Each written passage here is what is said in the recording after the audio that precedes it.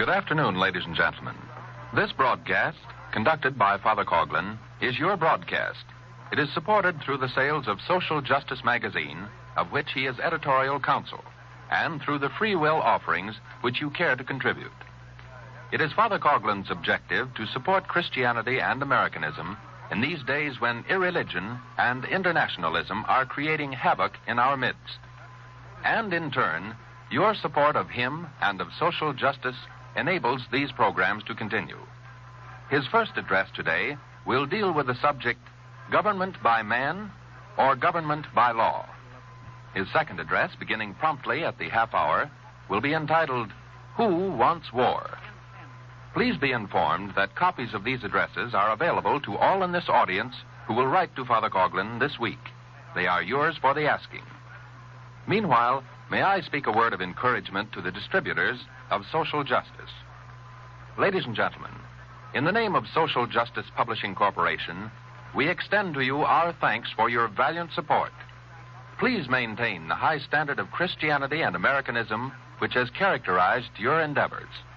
Be not perturbed by the disturbers whose objective it is to make you the target of criticism. You are the ladies and gentlemen who have made possible the daily broadcast, Monday through Friday, over WHIP, the Chicago outlet at Hammond, Indiana, and over CKLW of Windsor, Ontario, the Detroit outlet. This latter broadcast will begin Wednesday. Other cities will enjoy these daily comments on the news as soon as circulation warrants. And now for Father Coughlin's first address. Ladies and gentlemen and friends, all about us a deteriorating change is evident in the political world. The rule of man is superseding the rule of law. And oftentimes those who are responsible for it are unmindful that it is synonymous with decay. Intelligent persons do not desire to sustain the irregularities and immoralities which in part characterize the last 30 or 40 years of our lives. No intelligent person desires to sustain the well-known causes which produced the concentration of wealth in the hands of a few and the multiplication of poverty on the backs of the many. No one desires to sustain the moral and social irregularities responsible for the World War, for the savage Treaty of Versailles, for the existence of unbearable taxation, and for the many other iniquities which weigh so heavily upon us. A change from these things is imperative. To abandon these irregularities, everyone admits is of vital importance.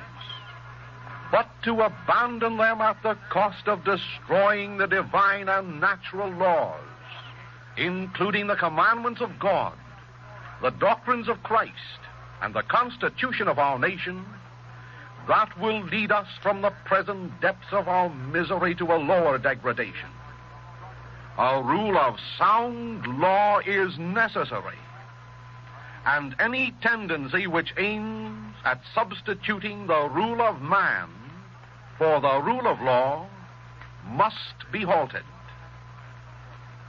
Probably you have observed that recently there has been adopted a policy of procuring this rule of man under the guise of good, on the principle that a successful wolf always wears sheep's clothing.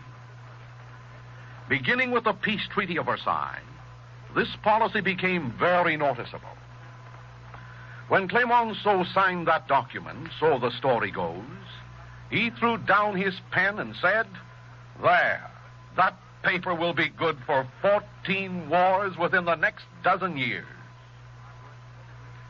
Later on, we Americans succumbed to this same hypocrisy of wolfism.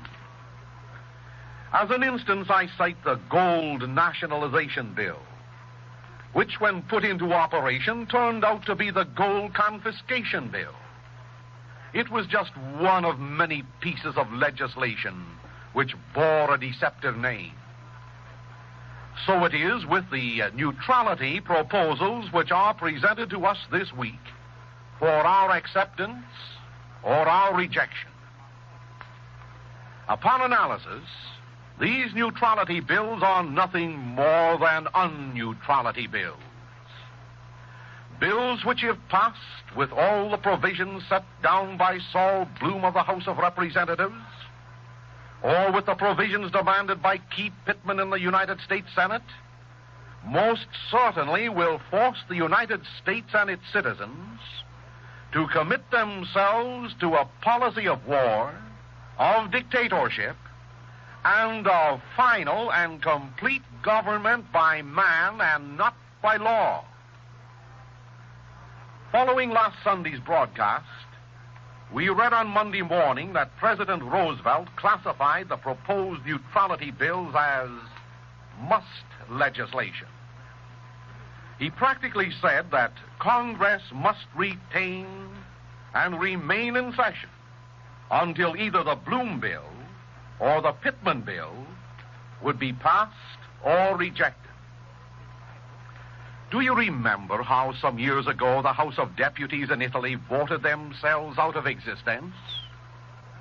Do you recall how the Third German Reich voted into power an absolute dictator? Do you recollect what happened in 1917 in Soviet Russia? How Leninism was born? How a small political party, composed of not more than 1/100th of the population of Russia, came to power? In each instance, their objectives were achieved through sheep's clothing legislation under which the wolf of tyranny and one-man rule rose to power. In each instance, the masses of the people were deceived with labels. In each instance, the citizens of these various countries were not given an opportunity to analyze and inspect the contents of the legislation, which eventually reduced them to the order of state slaves.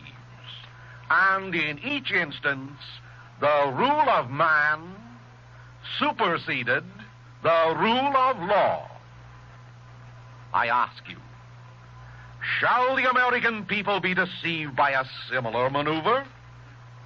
That is the vital question which should occupy our minds during these inactive midsummer weeks. Taking advantage of this apathetic season when men's minds are occupied with recreation, the proponents of the so-called neutrality bills, either knowingly or unknowingly, are endeavoring to institute a coup d'etat which, if successful, will leave America with its flag, its liberties, its Republican form of government, its House of Representatives, its Senate, and its Constitution as so many labels to indicate what once was and what now is not. I recognize that this is a strong statement. I recognize that millions in this audience probably will not be impressed with such words because they cling to the fallacy of it can't happen hereism. The same fallacy which lulled to sleep the peoples of Italy, Germany, and Russia in our own lifetime. Despite this unfortunate attitude, I dare offer to you an opportunity to strip the label from the bottle of this new concoction, called the Neutrality Bill, and subject its contents to actual scrutiny before you swallow it, and with it, swallow the rule of man and not the rule of law. Last Sunday, I read for you an editorial from the Intelligencer of Wheeling, West Virginia, which clearly pointed out that if such legislation as this neutrality bill should pass, the president of our country, whoever he may be, would be empowered to name the unjust aggressor in any war happening anywhere in all the wide world, and that this president would be empowered by virtue of the neutrality bill to aid with arms, munitions, and credit any nation in all the world suffering from any aggressor whom he judged to be an aggressor. This means that instead of being neutral, we Americans would take sides. Instead of being peaceful, we Americans would participate in war. Instead of upholding the spirit of the Monroe Doctrine, which confines our activities to the Americas, we Americans would spread ourselves over the entire world, and instead of revering George Washington's policy of no foreign entanglements, we Americans would adopt Lenin's policy of world revolution or Britain's policy of world empire. In metaphorical language, my friends, the benign Uncle Sam would doff his familiar attire to wear an international policeman's uniform, the same dear old gentleman who has been so unsuccessful lately in policing the beat infested by rapacious aggressors here in America. Of course, every informed American knows that this is totally un-American. According to our Constitution, it is the business of Congress to make foreign policy and to declare war and to name unjust aggressors if and when necessary. That's the Constitution of the United States. What would happen, therefore, to this power now vested in Congress should either the Bloom Bill or the Pittman Neutrality Bill be passed? Congressmen who will vote for this bill will vote away their constitutional rights, and in doing so they will vote away the rights of we the people, because after all, congressmen are only the representatives of the people. Moreover, according to our Constitution, and this is according to sound Americanism, the president, whom we only indirectly elect to office, is nothing more than the chief executive. His business it is to execute the laws passed by Congress and in accordance with the Constitution of our country. By virtue of either the neutrality bills, he will become more than an executive. In fact, he will become a judge. In fact, he will become a judge not only of the internal affairs respecting the United States, but of all international activities. And in fact, he will become the Lord of the world. Do not cast this assertion aside so lightly. Do you not recognize that the United States is the most powerful nation in the world today? That despite the widespread poverty among the masses, we constitute the wealthiest nation in the world, indeed in the world's history? In our possession is almost 3/4 of all the commercial gold in the world. Through our factories, we control almost 1/2 the industry of the world, including its armament. On whatsoever side, therefore, we throw our power, our force, our prestige, and our wealth, that is the side where, in all probability, victory will reside, a victory decided by might and not by right. I ask you, without any disrespect to Mr. Roosevelt or to any other future president, is this democracy? Is there any one man living today who is intelligent enough to judge the rightfulness or wrongfulness of international events which occur in mid-Europe or mid-Asia or mid-South Africa? If after 6 years or more of endeavoring to judge what is wrong with the United States of America's internal affairs, how could Mr. Roosevelt or any other president claim the ability to judge what is wrong with foreign affairs? Possibly there are some in this audience who entertain the opinion that I am far-fetched in my fears. But they have not read the Saul Bloom Neutrality Bill, nor the Keen Pittman Neutrality Bill. They have contented themselves with reading headlines. Therefore, permit me at this juncture to reproduce a portion of an article from the Christian Science Monitor dated June 5th, which partially analyzes these neutrality bills which unfortunately at the moment enjoy the support of the New Deal political party, as did the bills which transformed Italy, Germany, and Russia into dictatorships, enjoy the support of the fascist, the Nazi, and the Bolshevik party. The Christian Science Monitor says in part, quotations, virtually every provision of the proposed neutrality bills contains a clause which would enable the president to nullify or greatly to vary its application. The chief provisions and qualifications which come into effect after the president finds a war to exist and names the parties are these. 1. American ships and citizens are banned from areas of combat operation. But the president may define the combat areas as he chooses. And moreover, the ban is made to apply as the president shall prescribe. There's the rule of man. 2. American citizens may not travel on ships flying any belligerent flags, says the neutrality bill. But this travel is forbidden except in accordance with rules and conditions as the president shall prescribe. Again, the rule of man. 3.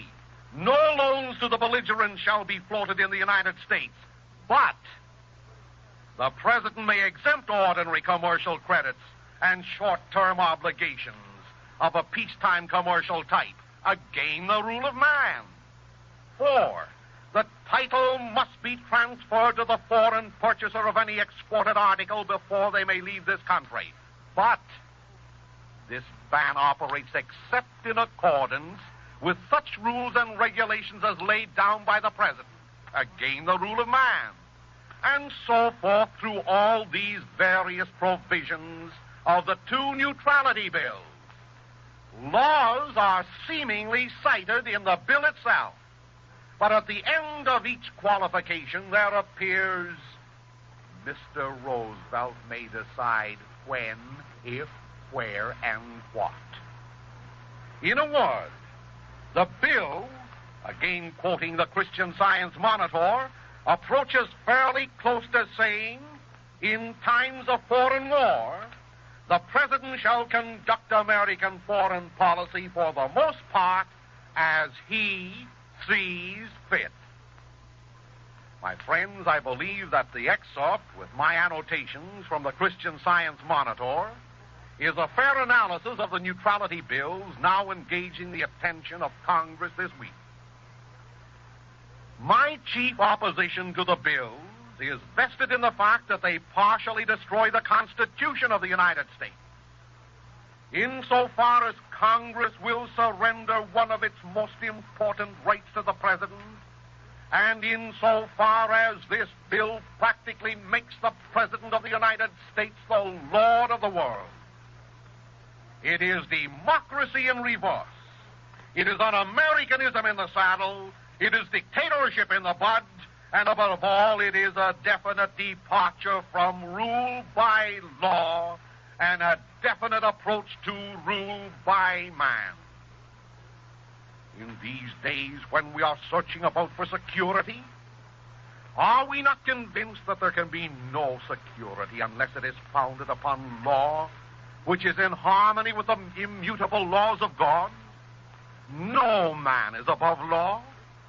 But if this tendency persists in setting up dictators and lords of the world whose decisions are established not upon constitutional laws in harmony with God, but upon their own personal judgment independent of congressmen, courts, and even the commandments of God, there is no limitation of the excesses into which such a barbaric principle may lead us, even though it be clothed with the name of democracy and progress. Last Sunday I indicated that in this present instance, Mr. Roosevelt is not well qualified to be an impartial judge upon the subject of unjust aggression. His well-advertised affinity for imperialistic France and Britain, that's notorious. The same Great Britain who has been lending hundreds of millions of dollars recently to foreign nations and always finding an excuse to refrain from paying even the interest on the debt she owes us. The same Great Britain whom our Gold Purchase Act benefited by almost $2 billion. And moreover, as I observed last Sunday, Mr. Roosevelt is likewise notorious for his unbounded friendship for the Bolsheviks of Soviet Russia and elsewhere. Oh, to sustain that observation, I quoted two official documents from our State Department, issued on June 6th of this year. On that day, it so happened that the Spanish ambassador, Senor Don Juan Francisco de Cardenas, and the Russian ambassador, Konstantin Umansky, both presented their letters of credence from their governments to Mr. Roosevelt. In reply to the Spanish ambassador, Mr. Roosevelt said that the American government will be ever ready to cooperate with the Spanish government for progressive understanding and peace. But in reply to the representative from the Soviet republics of Russia, Mr. Roosevelt is recorded perpetually in history as having said the following: "It has given me deep satisfaction to hear from you of the feeling of genuine friendship which the peoples of the Soviet Union have for the American people. A feeling you are assured is fully reciprocated. I have noted," continues the President, "your statement that the purpose of your mission is to strengthen and develop friendship and friendly cooperation between our two countries. You may be sure," concludes Mr. Roosevelt, "that you will enjoy my full support as well as every assistance of the government of the United States in your efforts to achieve this purpose," unquote. No deep friendship for the Spaniards who fought and bled for the cause of freedom and religion against the Rosenbergs, the Del Veyos, the Negrins, and the Pasionarias, who boasted of their participation in the slaughter of Christians and the destruction of Christianity. Oh, but for Mr. Umansky, representing a government that despoiled churches, desecrated crucifixes, and waded literally to power through the blood of millions of God-fearing citizens because they were God-fearing, Mr. Roosevelt said that the American people entertain a feeling of genuine friendship for the Bolsheviks and that the American people will enjoy his full support as well as every assistance of the government of the United States for the Bolsheviks. This statement, my friends, is conclusive of the contention I made. And that statement discloses to all posterity where Mr. Roosevelt's affections lie. Oh, yes. In times previous, our people and our congressmen fought vigorously against our participation in the League of Nations. In other days, we rose up valiantly to oppose our entrance into the World Court. And now, through the subterfuge of the Neutrality Bill, which, if passed, will accomplish everything which both the League and the World Court proponents had hoped to accomplish, and in a more direct manner, now I appeal to you to bestir yourselves in order to preserve our policies of no foreign entanglements and in order to support the principle of rule by law, not rule by man. Last Sunday, I invited you to write to your United States Senator pleading with him and petitioning him to support only that kind of neutrality which supports no foreign entanglements and which does not propose to make of any one man the Lord of this world. This week, my friends, let it be your concern to multiply your letters to your United States Senator. And if you have time and opportunity, I ask you to write a second letter. A second letter to your United States representative containing the same petition. Also, the representatives from the following states are at this moment of chief concern to us. Namely, Illinois. Mark these down, please. Illinois, Michigan, Indiana, Ohio, Massachusetts, New York, New Jersey, and Pennsylvania. The representatives from these states this week must be contacted in order to keep America for the Americans and free from foreign entanglements. I recognize that the world is fraught with the spirit of war. No one can foretell what is about to happen in Europe. No one in America is fully advised as to what will take place in Asia. But this we do know, that European nations are arming themselves to the teeth, that international capitalism as represented by Great Britain and France and Soviet Russia, yes, Soviet Russia, the latter in an undercover manner, is gambling for the support of the United States of America, and that Nazism, which denies liberty of conscience to its citizens, is pursuing its destructive policy in opposition to the former.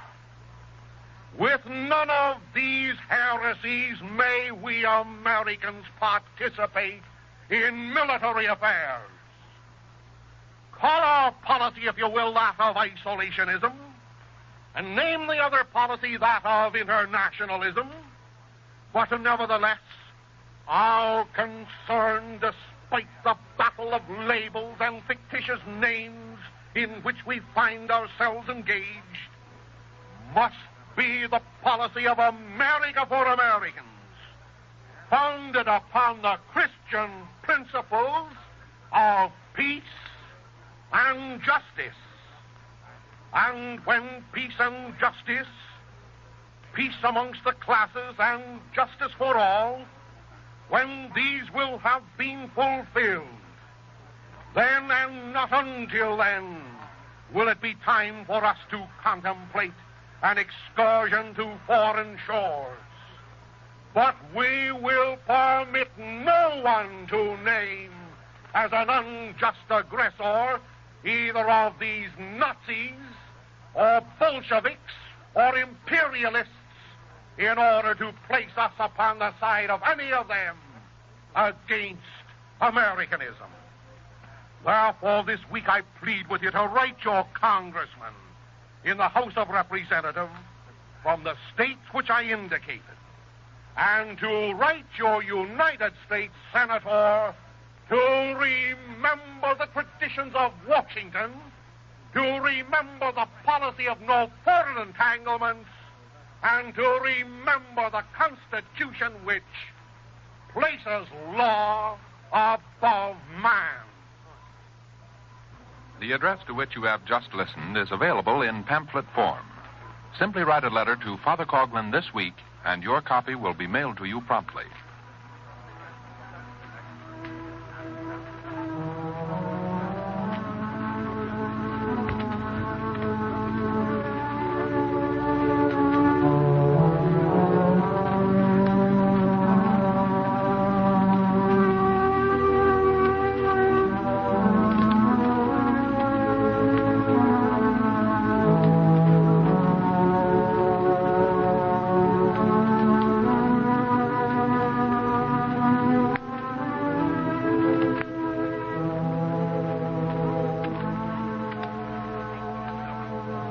Father Coughlin's address is coming to you as a presentation on your dial at 1250 kilocycles.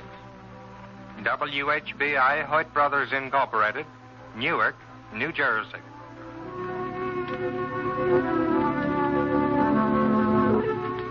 Ladies and gentlemen, once again it is my privilege to present to you Father Coughlin in his second address entitled, Who Wants War?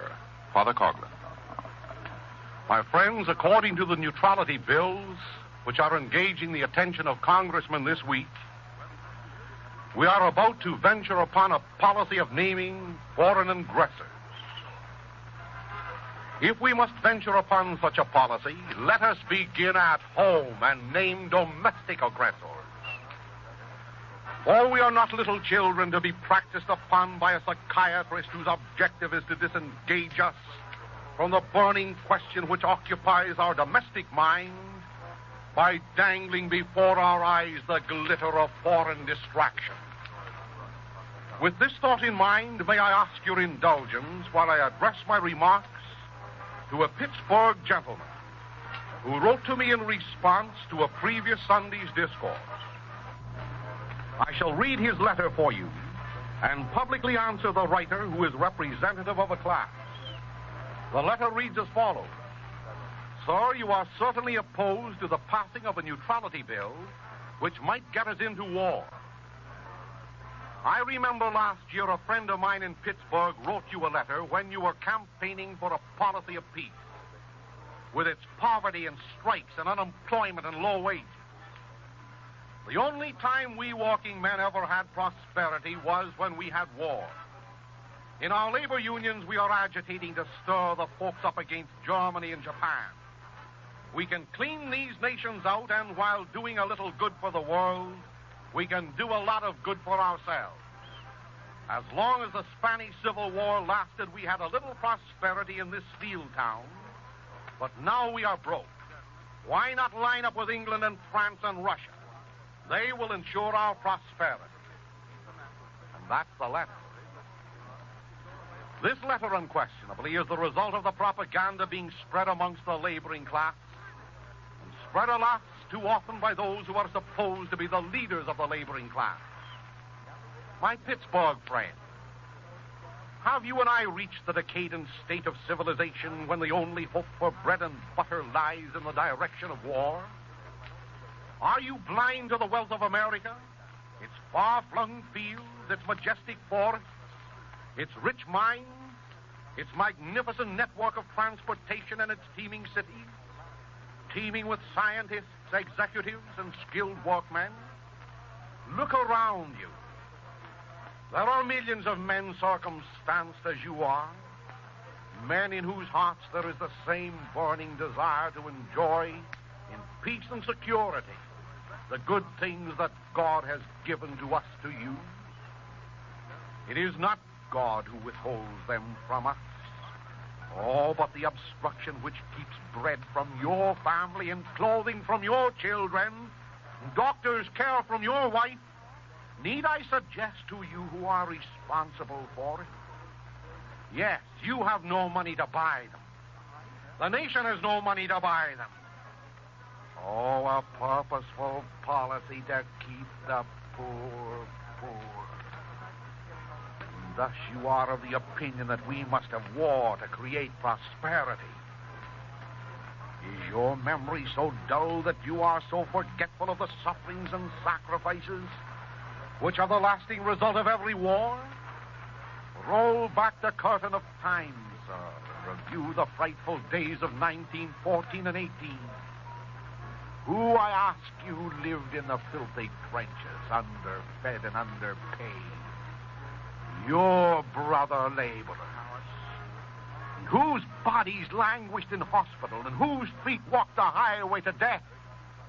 37.5 million of your fellow laborers, who marched in the bread lines and tramped the pavements of your Pittsburgh and my Detroit, of Berlin, London, Rome, and Moscow and Paris, following the armistice. 75 million of your fellow working men,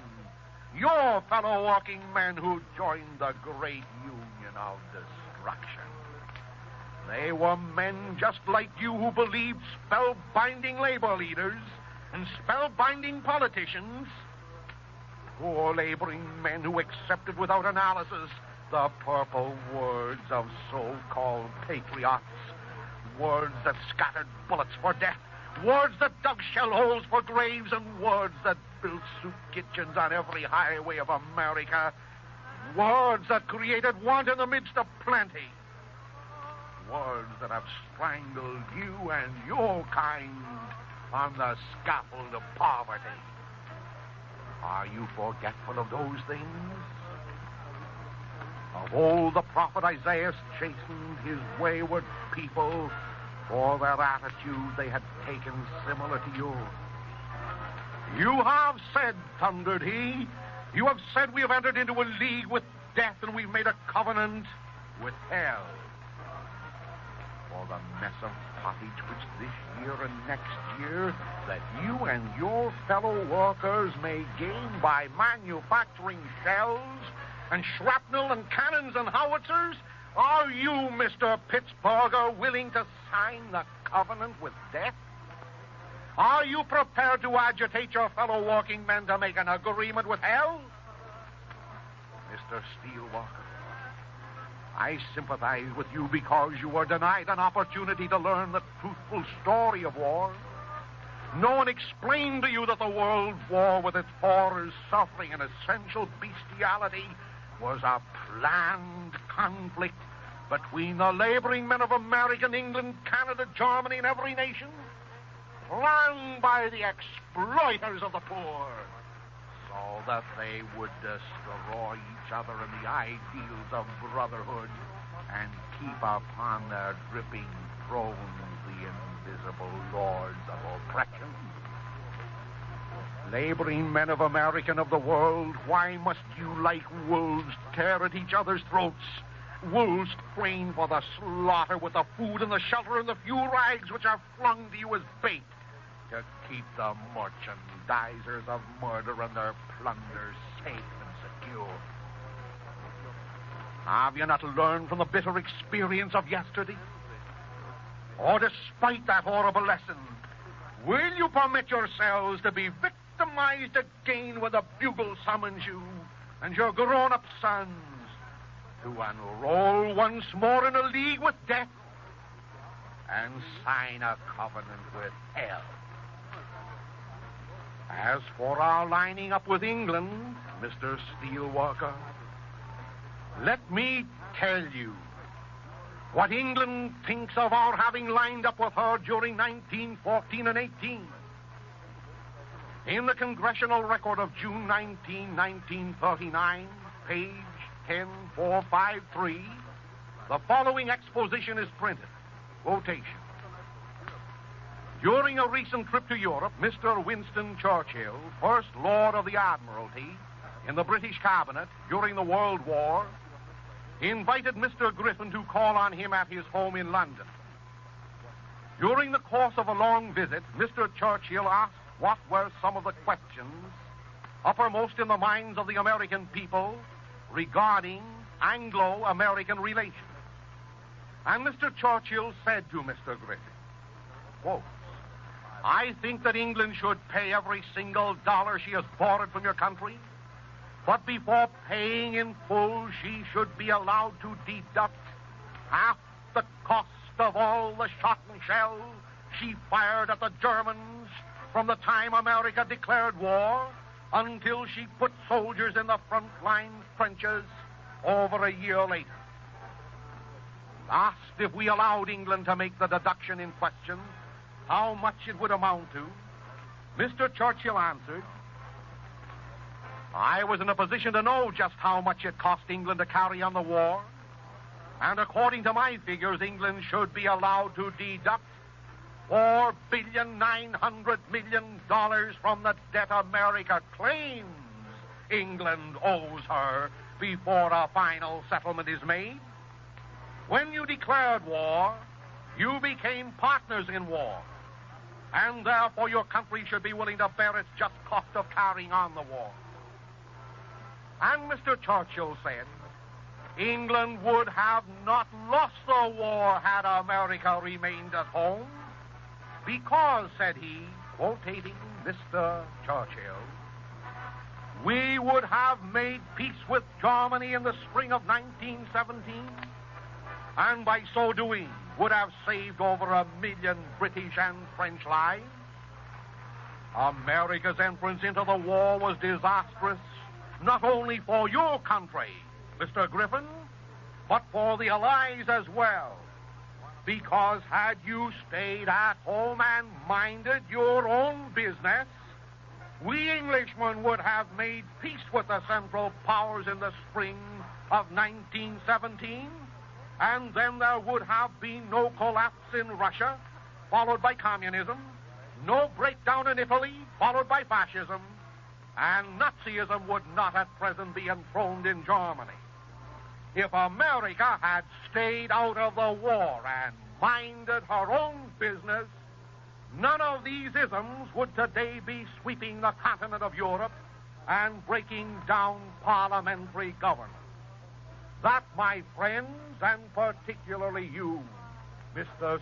Steelwalker from Pittsburgh, is what England thinks of our having gone into the last World War as her ally. My friends, when will you recognize the consequences of war and of foreign entanglement?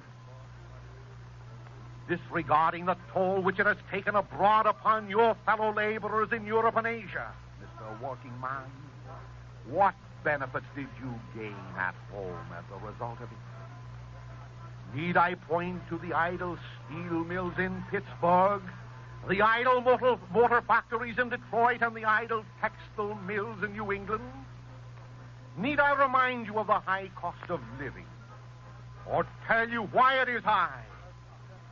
It is not high because your brother farmer is being paid too much for his wheat and corn, his butter and eggs, and his pork. It is not high because your butcher or your baker or your grocer is exacting too much profit from you and your fellow laborer. The cost of living is high because the kept politicians in America are dipping into your weekly pay envelope, taking one out of every $3 you earn to pay their masters, the war profiteers, and you want more of it. While on this subject, I will tell you something which you will not believe probably, but which nevertheless is the truth. As far back as 1927, 28, and 29, you and your fellow working men and the farmers were purchasing on credit homes and motor cars and refrigerators. Suddenly the depression came upon you. And what happened? Because you could not keep up your payments, your home, your farm, your motor car was confiscated. Well, that you know. Oh, there was no moratorium on debts for the idle laborer or the downtrodden farmer. There is none today. But you do not know that there has been a constant moratorium on debts for all the executives employed in all the banks affiliated with the Federal Reserve System. Why, on June the 16th, 1933, a moratorium was declared by this New Deal administration on the bankers' debts, on the money they borrowed from banks with which to speculate, to buy homes, to purchase bank stock. And every year since 1933, that moratorium has been extended for their benefit. Did you get a moratorium? Are you excused for paying your rent, paying off your home and your car? Oh, no, Mr. Pittsburgher. But these other men are. Their holdings are not confiscated. The comptroller of the currency spoke in favor of that debt extension or moratorium for bankers, thereby voicing the official benedictions of the New Deal government that has been so kind to you. Oh, yes, there's class legislation for you. And if you're anxious to oppose any unjust aggressor, therefore let your opposition be aimed at the unjust aggressors engaged in confiscating homes, property, and farms, at the unjust aggressors whose policies create scarcity, unemployment, class hatred, and class favoritism, at the unjust aggressors of ignorance, misinformation, and propaganda. At the unjust aggressors who in this land of plenty are responsible for your needless want. And you want war. My friends, picture Christ weeping over the Jerusalem of old that rejected him. Weeping over the laborers, the slaves, the Greeks, the Jews, the Romans, and the cosmopolitan populace of that capital, because refusing to disentangle themselves from the devouring insanity of a pagan imperialism, they turned their backs on him and chose to follow the immoralities of the Caesars. Oh, Jerusalem, Jerusalem, thou that killest the prophets and stonest them that are sent to thee, how often would I have gathered thy children as the bird doth her brood under her wing, and thou wouldst not, cried the disappointed Christ. My fellow citizens, when men are busy protecting the gospel of slavery, the gospel that brought Rome to the pinnacle of greatness, only to hurl her into the black gorge of destruction, picture this same Christ seated upon some peak of the Rockies or the Appalachians, scanning the fields and the cities of our nation, scanning Pittsburgh with its steel mills, New England with its textile factories, Detroit with its motor industry. I wonder if he is shedding tears for the desolation and havoc which has risen roughshod over the plains of the Middle West. I wonder if his heart is sad as he beholds the millions resident in our great cities, millions whom he has fed and clothed through the miracles of inventions, millions who, having turned their backs upon him, have walked with him no more, but like sheep are being led to slaughter by the Judas goats of high finance and of high politics, solicitous only for their 30 pieces of silver, which they will obtain by selling you, Christ's brothers, for carnage and crucifixion on some foreign battlefield, with which they hope to have you enter through the back door of a neutrality bill. Oh, America, America, how often would I have gathered thy children as the bird doth her brood under her wing, and thou wouldst not. Mr. Pittsburgher, the ancient Jewish prophet's words perchance are still upon his lips as he peers over the parapets of heaven. Shall he speak them to you? Shall he chide us for having made a league with death and a covenant with hell? Oh, cannot you see that the contest between peace and war, between law and chaos, is a contest between Christ and Antichrist? Believe me, Mr. Laboring Man, your kind has always been the victim from the beginning of time for having rejected Christ, for not having heeded his doctrines.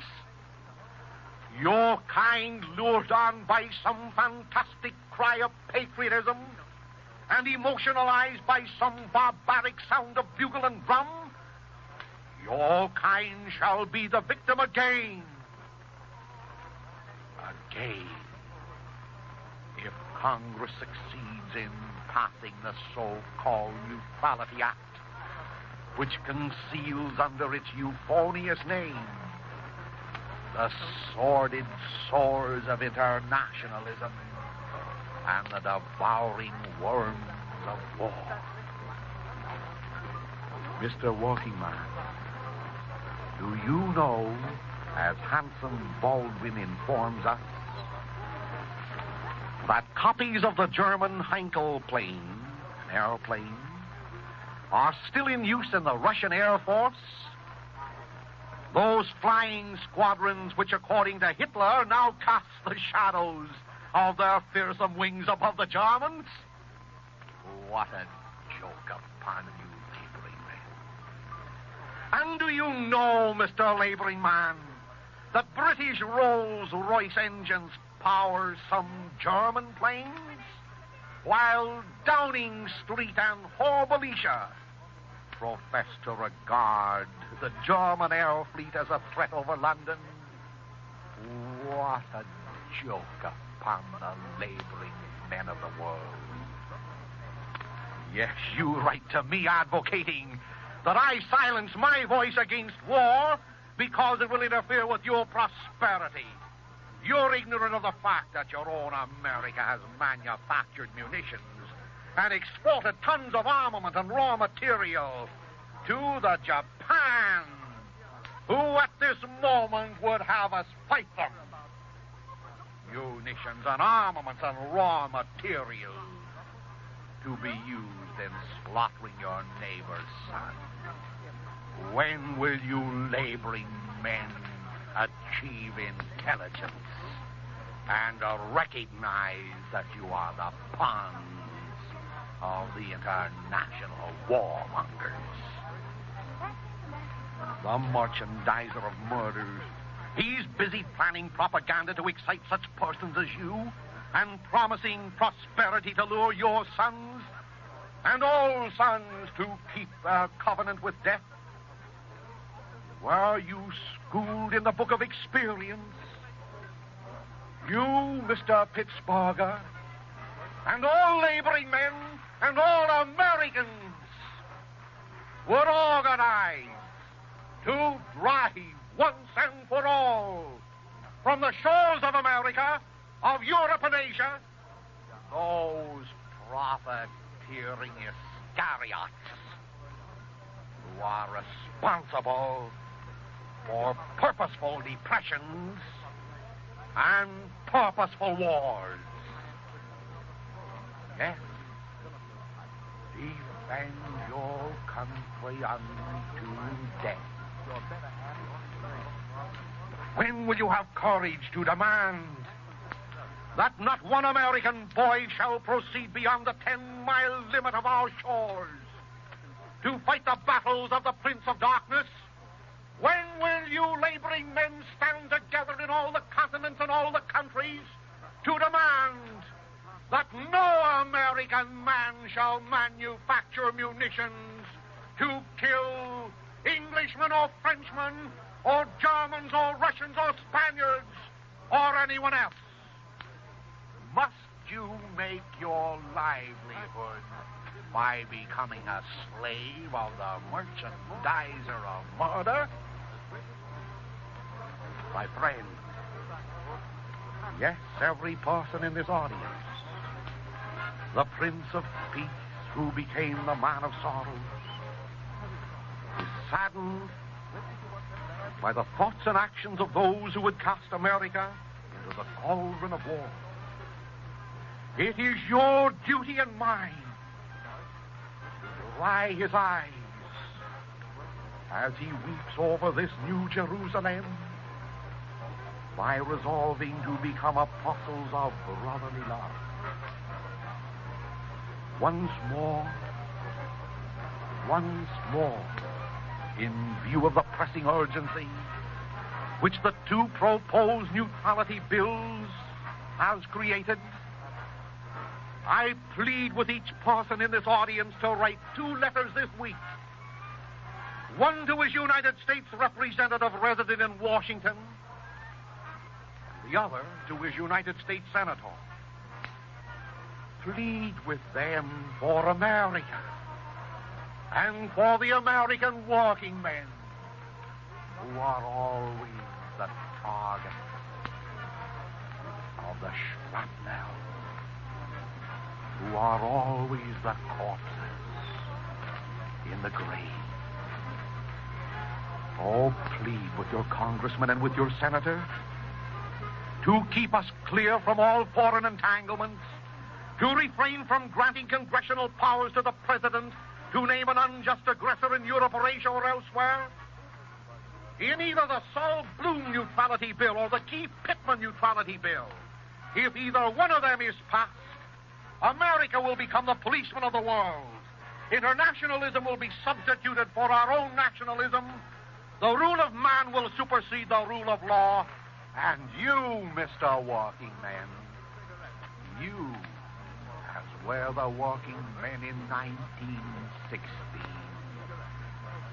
you'll learn how to stop the machine gun barrage and the shrapnel.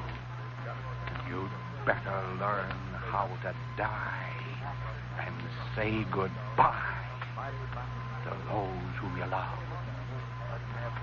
My friends, on previous occasions, you did succeed in stemming the activities of those who would have forced us into the membership of the League of Nations and the World Court. These neutrality bills, I warn you, are nothing more than the revived doctrines of the League of Nations and the World Court, with our president the supreme judge, the supreme lord of the world. Keep America for the Americans. And if we must name unjust aggressors, name those men in our midst who are purposefully starving you, purposefully confiscating your homes, and purposefully spreading the gospel that prosperity is founded only in the victim of their war. God bless every one of you. God keep you. Ladies and gentlemen, today Father Coughlin has appealed to you to participate in keeping America for Americans. He asks you to write 2 letters, one to your United States representative, the representative from your congressional district, the second to your United States senator, both of them resident at Washington. May I add that you invite not one, but several friends to do likewise. Your apathy or carelessness will cost you your liberties. Your interest in this matter will preserve these same liberties.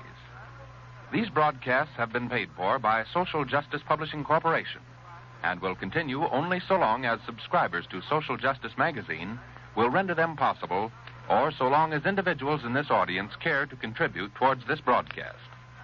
Until next Sunday afternoon, this is your announcer, Franklin Mitchell, bidding you good afternoon. Ladies and gentlemen, we've presented the regular Sunday afternoon address of Father Charles E. Coughlin from Royal Oak, Michigan. Statements made and views expressed on this program are made on the sole responsibility of the sponsor and do not reflect the views of this station, its management, or personnel. Father Coughlin's address came to you as a presentation on your dial at 1250 kilocycles.